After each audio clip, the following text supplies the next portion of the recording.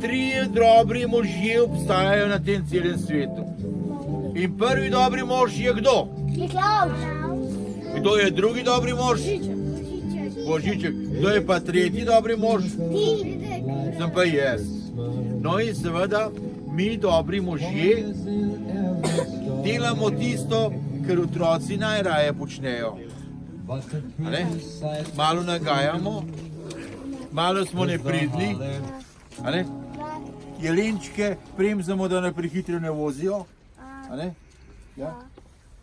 In jaz sem prav vesel, da ste praktično že vse tiste dobre može pred menoj, že da so vas obiskali. A še niso? Potem pa še pridejo, če ne prihod drugo leto. Ja. Miklavž je že mim, je že fertik. Ja. Zdaj, če ste pisali pisma, če ste molili dobro, potem je to bilo. Če pa niste, se pa morate za drugo leto zapomniti, da boste to popravili. Ja. No, ampak poglejte, jaz sem prav vesel, da ste poklicali mene, dedka Mraza. Pod Triglavom sem bil v eni luknji, v eni pečini in sem čakal na vaše pozive.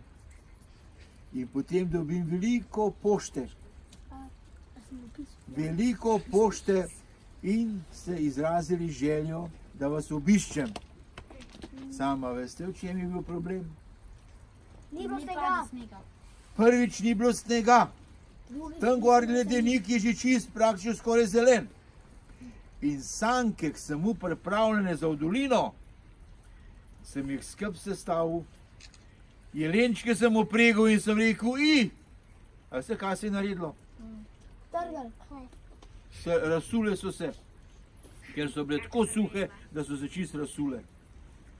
In dober je, da na poti v Striglava do dol, da sem najdel še eno štacuno, ki so prodajali avtomobile na 4 kolesa, in da sem se v kar pripeljal sem. Pa dobro, da sem me dosti zgodaj poklicali, da je bilo še prdnev, ker nisem v nič luči. Pa še dobro, da si ti sposodil avtobus, da je pripeljal Božičkov avtobus otroke sem. Ker jaz z mojim avtomobilčkom je tak majčki ni bil, nisem mogel benga zraven vzeti, še probleme samo s košam, pa probleme samo darila noter dati. Ja, tako da na avte kaj zameriti, če bo kakšna škatla malo praskala pa obutana, zato ker je to kar malo po cest letel. Ja.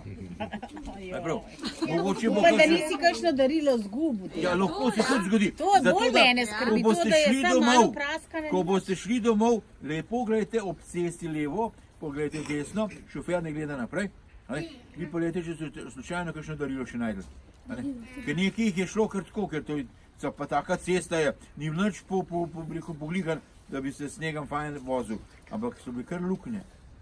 Ja, tako, dragi otroci, zdaj pa jaz bi vam zaželil lep dan, lepo pa idite domov, dober večer, ja, lepo pa idite domov, pa pogledajte ob cesti, če bo kakšna škatla, in pomoče vaše darilo.